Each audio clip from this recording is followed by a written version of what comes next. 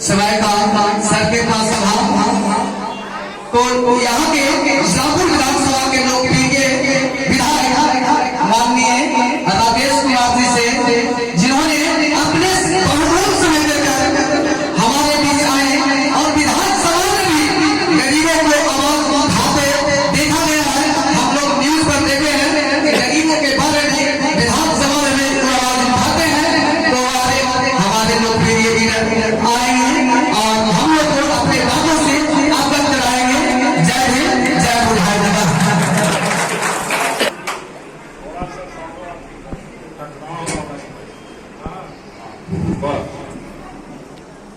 आज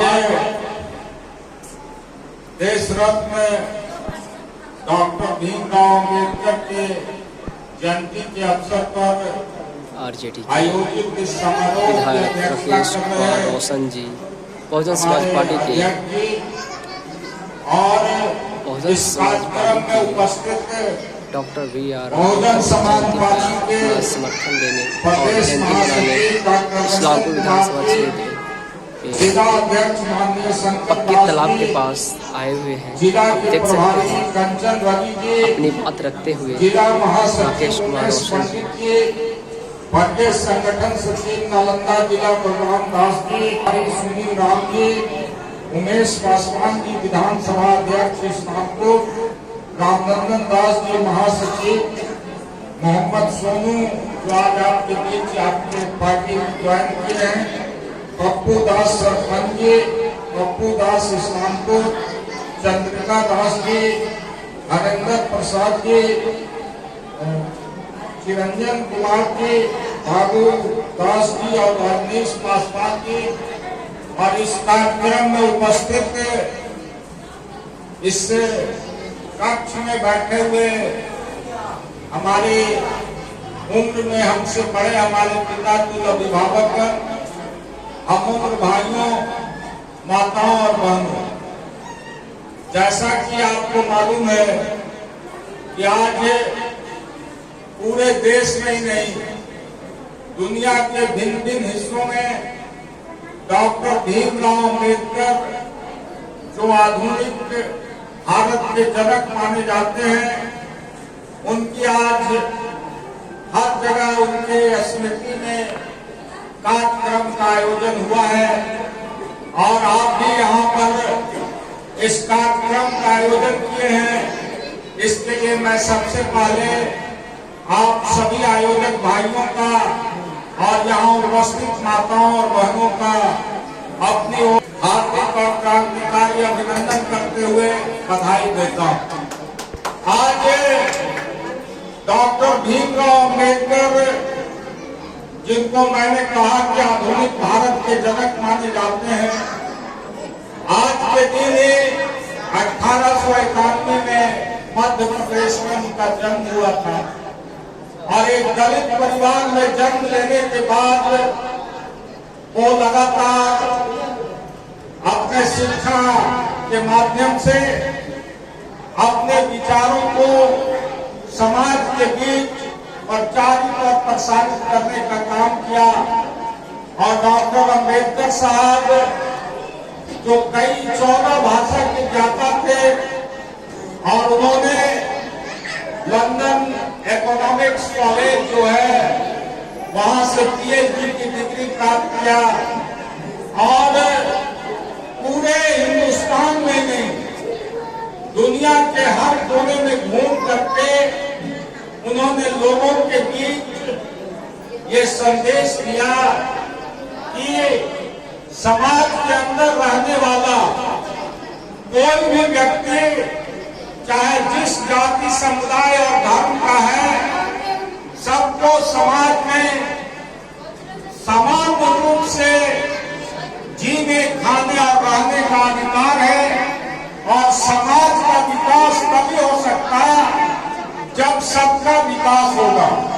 इसलिए डॉक्टर अम्बेडकर ने बहुजन समाज की बात कही थी और हिंदुस्तान के आजादी के स्वतंत्रता संग्राम में भी वो हिस्सा लिए और हिस्सा लेकर के उन्होंने जब आजाद हिंदुस्तान बना तो हिंदुस्तान हिंदुस्तान के संविधान सभा के वो अध्यक्ष थे और उन्होंने भारत के संविधान को दुनिया के तमाम जो लोकतांत्रिक देश थे सबका अध्ययन करके देश को एक बेहतर और लोकप्रिय संविधान देने का काम किया, जिस संविधान के माध्यम से हम लोगों को यह अधिकार मिला कि कानून के नजर में चाहे वो कोई भी व्यक्ति हो,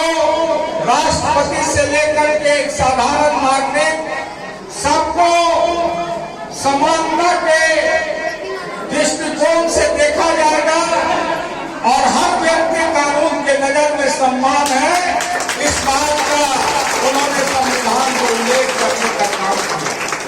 आज डॉक्टर साहब का दिया गया जो संविधान है, उसकी यदि प्रस्तावना को आप पढ़ेंगे तो उनके प्रस्तावना, संविधान के प्रस्तावना में उन्होंने लिखा है कि हम भारत के लोग भारत को एक लोकतांत्रिक धर्मनिरपेक्ष राज्य बनाना चाहते हैं और ये जो हमारा प्रस्तावना है प्रेमबुल है, उन्होंने ही व्यवस्था करके इस बात का गया था कि भारत के अंदर कोई भी सरकार बनेगी, चाहे उसका कितना भी बहुमत देश के पार्लियामेंट के अंदर हो, लेकिन संविधान के प्रस्तावना को कोई भी सरकार नहीं बदल सकता।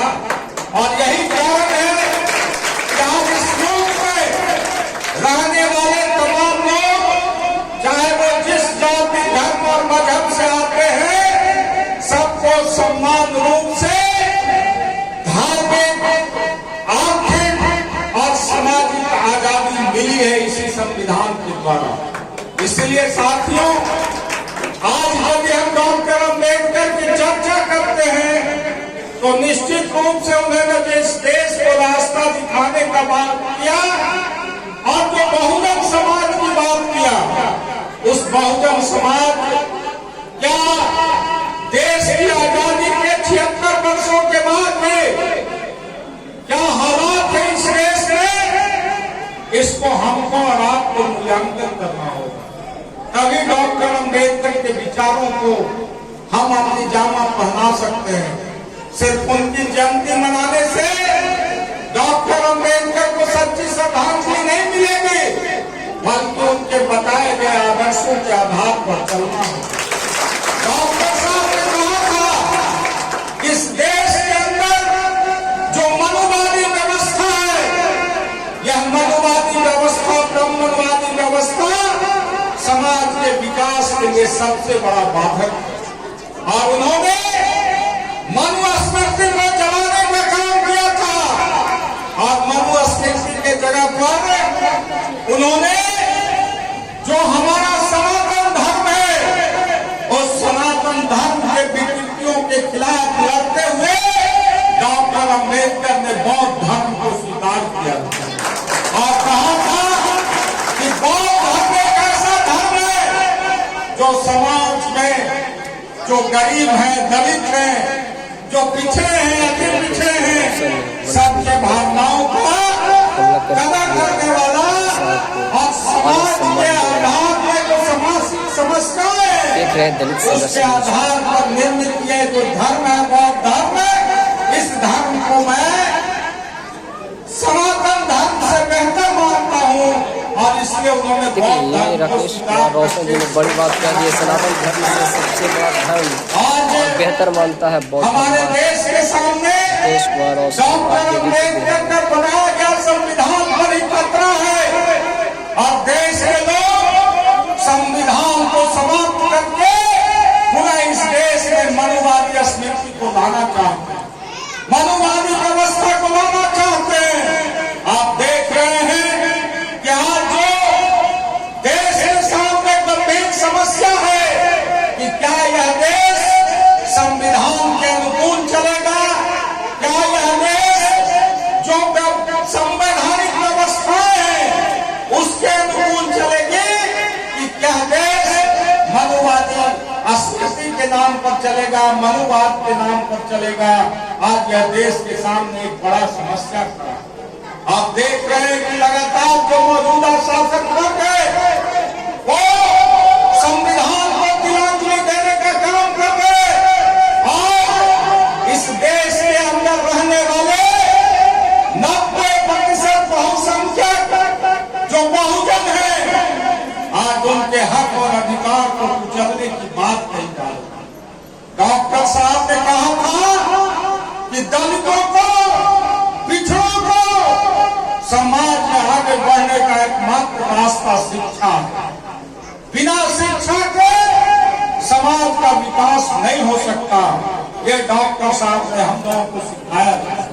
आज आजादी के 77 वर्षों के बाद भी इस देश में समाज में शिक्षा प्रणाली लागू नहीं हुआ। आज जो बड़े लोग हैं जिनका एकाधिपत्य है इस समाज पर, वो लोग अपने बाल बच्चों को अच्छे अच्छे विद्यालयों में पढ़ाने का काम करते हैं, लेकिन जो बहुजन है जिसकी आबादी 89% है इस देश में, उनके बाल बच्चों का शिक्षा का स्तर देखिएगा तो आज आजादी के बाद भी इस देश में मात्र 78% साक्षरता है। 100 में 78 साक्षर है और 22% लोग निरक्षर है। तो ये जो निरक्षरता का रेट है इसके बीच है, हम ही बहुजन भाइयों के बीच में है। हम ही लोग शिक्षित हैं, अशिक्षित हैं। कारण है कि जो शिक्षा नीति है सरकार का, जो सरकारी विद्यालयों की स्थिति है, हमारे बाल बच्चे इंफ्रास्ट्रक्चर के अभाव में विद्यालयों में अच्छा शिक्षा ग्रहण नहीं करते। विद्यालय है तो भवन नहीं, भवन है तो शिक्षक नहीं। तो आज इस कुरीतियों के खिलाफ किसको लड़ना है? उन्होंने कहा छुआछूत का विरोध करो और जो समाज के अंदर जो लोग हैं, सामंती लोग जुल्म और अत्याचार करता है उसका विरोध करना चाहिए। और जब तक विरोध नहीं करोगे तब तक बहुजनों का हक और अधिकार सुरक्षित नहीं रहेगा। आज का हालत है इस देश में। आज है हमारे भाइयों को, हमारे बहनों को आज ये प्रताड़ित किया जा रहा है। यदि हमारे भाई बंधु मंदिर में जाते हैं, प्रवेश करते हैं, तो इस देश के अंदर सैकड़ों उदाहरण है। उन मंदिरों को भी धोने का काम ये ब्राह्मणवादी व्यवस्था के अंतर्गत हो रहा है। मंदिरों को भी धोया जाता है और जाति के नाम पर लोगों को अपमानित करने का काम किया जाता है। अभी अयोध्या में भव्य राम मंदिर बना, सब आप लोग जानते होंगे। उस राम मंदिर के शिलान्यास समारोह में देश की पहली महिला राष्ट्रपति, जो आदिवासी, जो हमारा मूलवासी है इस देश का, उस आदिवासी जाति से आती है, लेकिन उसको वहां अयोध्या में जो मंदिर का शिलान्यास का कार्यक्रम हुआ उसमें उनको आमंत्रित नहीं किया गया। क्या कसूर था उनका?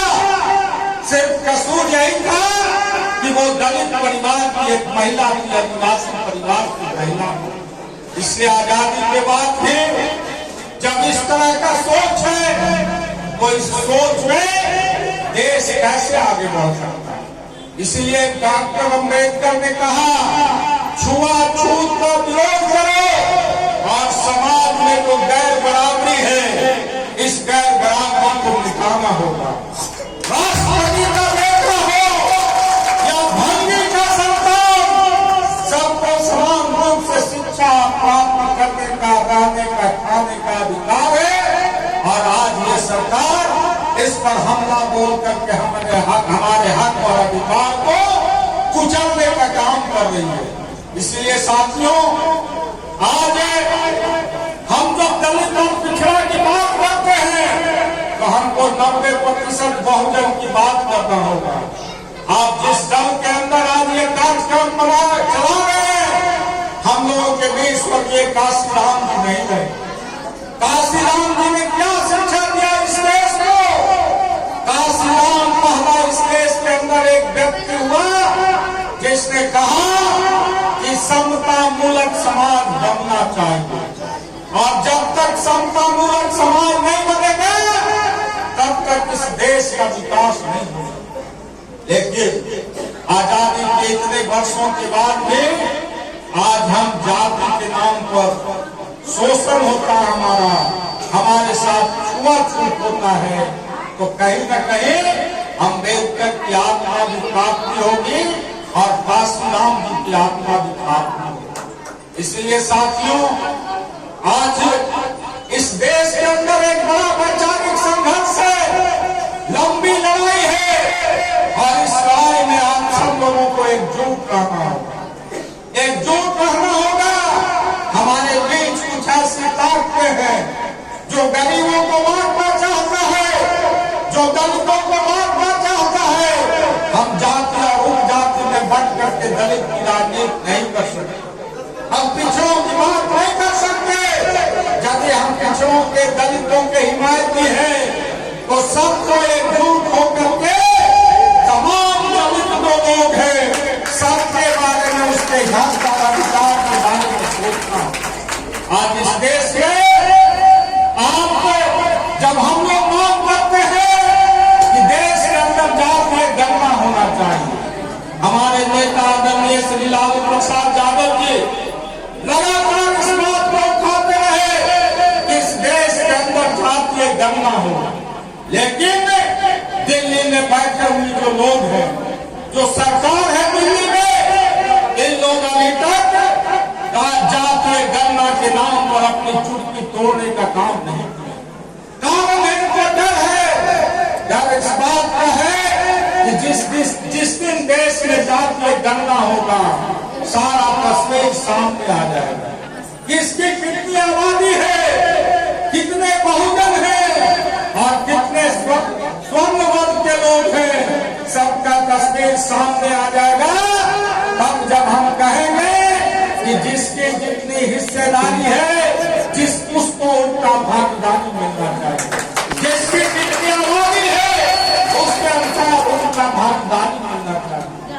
आज देश में हम लोगों का शोषण, हम 88% लोगों को 49% आरक्षण दिया जा रहा है और 11% लोगों को 10% आरक्षण दिया जा रहा है। हमारे भाई बंधु जो है, हमारे नौजवान जो है, आज इसका शिकार हो रहे हैं और उनका हक और अधिकार मारा जा रहा है। 90% आबादी के लिए 49% आरक्षण और 11% आबादी के लिए 10% आरक्षण। आप भी बताइए ये कैसा सामाजिक न्याय, कैसा सामाजिक न्याय है? किस सामाजिक न्याय की बात करते हो? इसलिए साथियों, हम आपसे कहना चाहते हैं कि डॉक्टर अम्बेडकर इस देश के प्रतिमूर्ति थे और उन्होंने संविधान बना करके इस देश को जो एक ग्रंथ दिया, बाइबल, गीता, कुरान के रूप में, आज वही देश को रास्ता दिखाने का काम कर रहा है। लेकिन ये जो लोग हैं, ये लोग मंडलवादी विरोधी ताकतें आज मंदिर और मस्जिद के नाम पर लोगों को लड़ाने का काम कर रहे हैं। समाज के अंदर घृणा और विद्वेष फैलाने का काम किया जा रहा है। आपने देखा अभी वक्त संशोधन बिल पास कराया गया पार्लियामेंट से। हमारे अल्पसंख्यक के भाई यहाँ बैठे हुए हैं। अल्पसंख्यकों के हित में सरकार ने कहा कि हम वक्त संशोधन बिल लागू करना चाहते हैं, लेकिन 30 करोड़ मुसलमान इस देश का उस वक्त संशोधन बिल को नहीं मानना। उसके हक और अधिकार पर हमला हो रहा है, उसके जमीन को छीनने की कार्रवाई हो रही है और उसके जमीन को छीन करके हिंदुस्तान के बड़े बड़े लोगों और पूंजीपतियों को देने की सरकार की साजिश चल रही है। इस साजिश को कौन नाकाम करेगा? कौन इस साजिश के खिलाफ करेगा? ये बहुजन इस साजिश के खिलाफ लड़ सकता है। इसलिए ये जो आरएसएस के लोग हैं, ये जो बीजेपी के लोग हैं, ये लोग समाज को कभी दर्शन नहीं दे सकता। इसलिए दर्शन नहीं दे सकता, यही आरएसएस के लोग हैं जिन्होंने आजादी के 51 वर्षों तक अपने मुख्यालय में राष्ट्रीय ध्वज फहराने का काम नहीं किया। यदि मैं गलत बोलता हूँ तो आप पर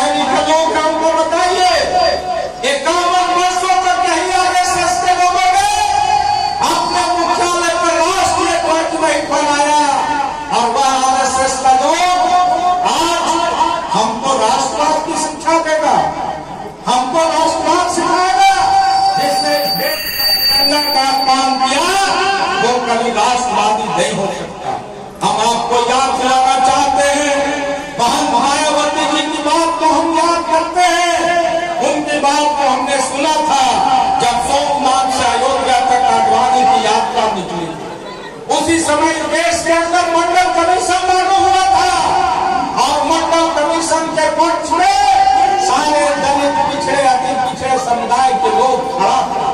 लेकिन उस मंडल कमीशन के रद्द को रोकने के लिए यही बीजेपी के लोगों ने मंडल के खिलाफ कमंडल का उपयोग किया था और सोमनाथ से अयोध्या तक यात्रा करके इस देश को जलाने का काम किया था, जिसको कि पटना में आदरणीय श्री लालू प्रसाद यादव ने आडवाणी के रथ को रोक दिया और कहा कि यह देश सबका है, तो यदि दंगा फसाद कराना चाहते हो उस देश में तो हम दंगा फसाद नहीं होने देंगे। और उन्होंने कहा, मायावती जी ने पार्लियामेंट के अंदर में कि देश के अंदर दो तरह का हिंदुवादी ताकते हैं, एक मंडलवादी ताकते हैं, एक कमंडलवादी ताकते हैं, और दोनों धर्म की बात करता है। लेकिन कमंडलवादी ताकते जो है वो मंडलवादी ताकतों को हमेशा कुचलने का काम किया है, क्योंकि धर्म पर भी वो अपना अधिपत्य जमाए रखना चाहता है। ये कहाँ का ये वर्ग व्यवस्था है, ये मनवादी व्यवस्था है कि समाज में सिर्फ ब्राह्मण की पूजा कराएगा, ये कहाँ का मनवादी व्यवस्था है, इसको समझाइए। ब्राह्मण का मतलब क्या होता है? ब्रह्म को जानने वाला। तो जो व्यक्ति ब्रह्म को जानता है, यदि वो शूद्र है तो वह पूजा क्यों नहीं कर सकता? वो यदि क्षत्रिय है वैसे तो पूजा क्यों नहीं करा सकता? इस परिवर्तन की लड़ाई को जब तक नहीं लड़िएगा तो सिर्फ अम्बेडकर के नाम लेने से इस देश का भला नहीं हो सकता। इसीलिए साथियों, तमाम जाति पाति की भावना को तोड़िए और आवाज दीजिए, हम दलित हैं, वंचित हैं, शोषित हैं, गरीब हैं, पिछड़ा है, अति पिछड़ा है, और यही हमारी पहचान है। और जब तक आप संगठित नहीं होइएगा, ये कमंडलवादी ताकत इस देश पर हमेशा राज करने का काम है। इसलिए कि उसके पास पैसा है, उसके पास बुद्धि है, उसके पास तमाम तरह हथकंडा है जहां तक आप सोच नहीं सकते, जहां तक आप सोच नहीं सकते। और जो भी पिछड़े वर्ग के लोग इस देश के अंदर राजनीति करने के लिए आया, सबको इन लोगों ने अपमानित करने का काम। डॉक्टर साहब जिनकी आप जयंती मना रहे हैं, ये भारत के पहले कानून मंत्री थे और इनका जो ऑटोबायोग्राफी है जिसमें इनका जीवनी लिखा है इन्होंने, उसमें कहा है कि कानून मंत्री रहते हुए भी हमारे साथ लोग दलित की भावना को सोच करके हमारे साथ अपमानित करने का काम करते। इनका चपरासी उनको पानी पिलाने के लिए तैयार नहीं होता था, क्योंकि वह उच्च वर्ग का लोग था। उसको लगता था कि हम कैसे इसको पानी पिलाएंगे। इसलिए इस सोच का विरोध करना, जब तक इस सोच का विरोध नहीं होगा तो इस देश में जितने नेता पैदा हुए, चाहे वो डॉक्टर भीमराव अम्बेडकर हो, काशीराम जी हो, शरद यादव हो, लालू प्रसाद यादव हो, रामविलास पासवान हो, ये तमाम नेताओं को आज तक कमंडलवादी व्यवस्था में कहीं छोड़ने का काम नहीं किया। इसलिए हम आपको कहना चाहते हैं साहब कि कुछ लोग जो है कुर्सी को ही सिर्फ सम्मान चाहते हैं, लेकिन यदि समाज का कल्याण चाहते हो, समाज का विकास चाहते हो, तो कुर्सी को तिलांजलि देकर के सम्मान करना है। और हमारे तो बीजेपी के लोग समर्थक हो नहीं सकता, एक कभी आरक्षण का समर्थक हो नहीं सकता। इसको सिर्फ मंत्री मस्ती पर लड़ाई चाहिए और यही मंत्री मस्ती की लड़ाई मौका मिला इनको 10 वर्ष का, आपका अभिमान हो, आपको याद रखना। यही मोदी जी ने शेष में कहा कि हमारी सरकार रोजगार की बात कभी मोदी जी नहीं करते। इस इसलिए नहीं करते कि उनके नगर में ठेला चलाना, रिक्शा चलाना भी होता। कई बार बोल चुके हैं इसको, हमने बोला, उन्हीं की भाषा बोल रहे हैं। तो देश का पढ़ा लिखा नौजवान, यदि आप वादा किए थे तो आज 20 करोड़ लोगों को तो रोजगार मिलता, लेकिन रोजगार तो आपने दिया नहीं, इसलिए आपके पास कोई मुद्दा नहीं। आपने कहा भ्रष्टाचार, हम भ्रष्टाचारियों का लाएंगे पैसा। आज तक नीरव मोदी का पता चला क्या? आज तक वो विजय माल्या का पता चला क्या? देश का अरबों रुपया लेकर के भागा हुआ है और इनकी सरकार वहां तक पहुंच नहीं रही है और सारा देश का कमाई का गाढ़ा पैसा लेकर के विदेशों में घूमता और देश का पैसा उड़ा दिया था। 15 लाख देकर सब सोच लीजिए कि रुपया किसको मिला। तो ये जो झूठा वादा करके जो देश के अंदर आज में आया, आपको हम एक बात और करके अपनी बात समाप्त। बिहार में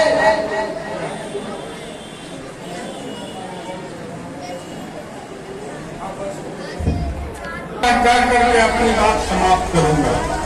बिहार में एक लंबे संघर्ष के बाद जातीय गणना हुआ बिहार के अंदर, और जातीय गणना जब बिहार में हुआ उसका रिपोर्ट प्रकाशित हुआ और रिपोर्ट प्रकाशित होने के बाद जब उस रिपोर्ट के आधार पर आरक्षण देने की बात कही गई तो ये आरक्षण के विरोधी लोग जो हैं हाईकोर्ट में जाकर के उस आरक्षण को निरस्त कराया और हम लोग लगातार सड़क से लेकर के विधानसभा तक इस बात की लड़ाई लड़ते रहे कि यदि आरक्षण आप देना चाहते हो पिछड़ों को, गरीबों को, दलितों को, तो जो 16% आरक्षण आपने बढ़ाया इसको संविधान के 9वीं अनुसूची में शामिल करें।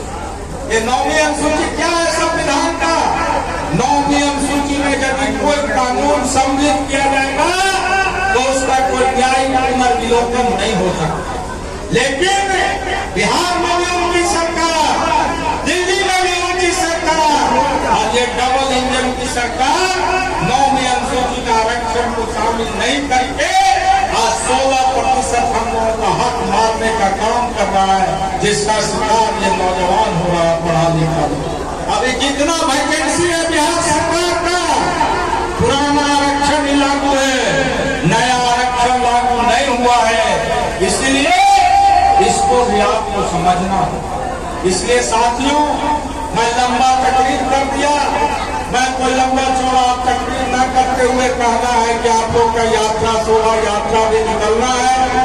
मैं सिर्फ एक बात कहूंगा कि आज अम्बेडकर के स्मृति पर आप सब लोगों को मिलकर के ये समझ लेना होगा कि इस देश से ब्राह्मणवादी व्यवस्था को, मंडलवादी विरोधी ताकतों को इस देश की सत्ता से हटाने का काम करेंगे और एक संकल्प लेना होगा।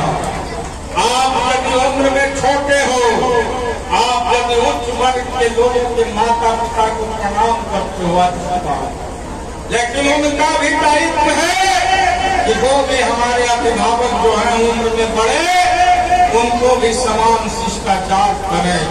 और यदि नहीं करता है तो तुमको भी उस बंधन को तोड़ना होगा और तुम भी उनके माता पिता को समान शिष्टाचार देने का काम बंद करो। इतना तो संकल्प ले सकते हो ना, इतना संकल्प आप उठा के लीजिए। आप लोग सब मिलकर के तब हम माने कि अम्बेडकर सफल है। तो ये संकल्प आप लोग लीजिए और गांव में संदेश पहुंचाइए, ये बहुजन की लड़ाई है, 90% लोगों का हक और अधिकार की लड़ाई है और इस लड़ाई को मंजिल तक हम लोगों को पहुंचाना है। सब लोग जात पात भावना को छोड़ करके सिर्फ दलित और पिछड़ों की बात कीजिए। यही हम आपसे करते हुए आप तमाम लोगों को पुनः अपनी ओर से शुभकामना देते हुए अपनी बात समाप्त करता हूँ। बहुत बहुत धन्यवाद। मैं माननीय विधायक जी को बहुजन समाज पार्टी की ओर से कोटि कोटि धन्यवाद देना चाहता हूँ। और माननीय विधायक जी को सुनील राम विधायक सभा प्रभारी इस्लाम को विधायक जी को अंग वस्त्र और फूल देकर स्वागत करेंगे।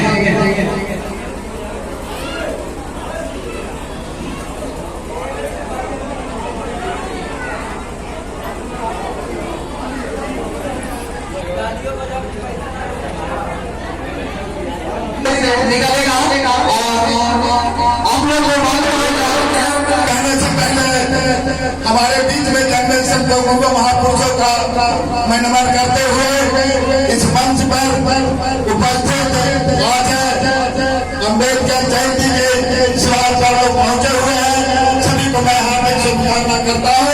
इस सभा में आए हुए तमाम माता बहनों भाई एवं बंधुओं को हमारी तरफ से सभी लोगों को शुभकामना करता हूँ।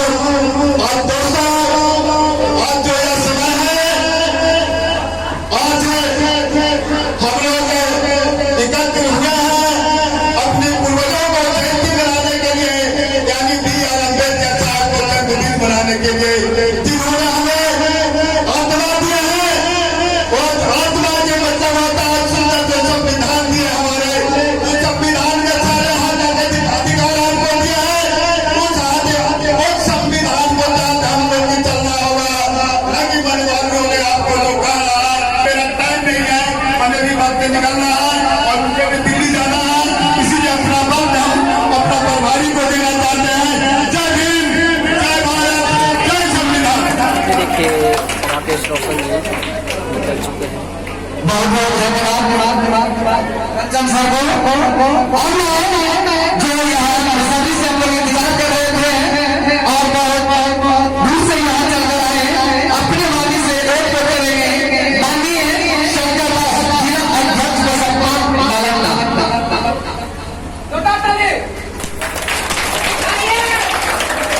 समाज में आना बोले जय भीम, जय काशीराम हमारे है, मानवर काशीराम साहब हमारे है। बहन समय समय पर जन्मे दलित शोषित गरीब के सुधारक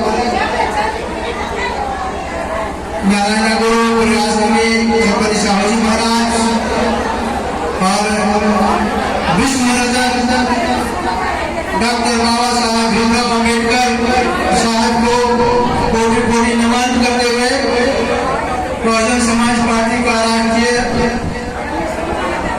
संस्थापक मानवर काशीराम साहब का नमन करते हुए बहुजन समाज पार्टी का राष्ट्रीय अध्यक्ष उत्तर प्रदेश के मुख्यमंत्री बहन कुमारी मायावती जी का नीति और सिद्धांत का आस्था विश्वास रखते को नमन करते हुए मंच पर उपस्थित हमारे प्रदेश महासचिव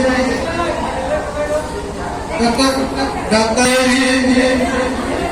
मंच पर उपस्थित उमेश पंडित जी मंच पर उपस्थित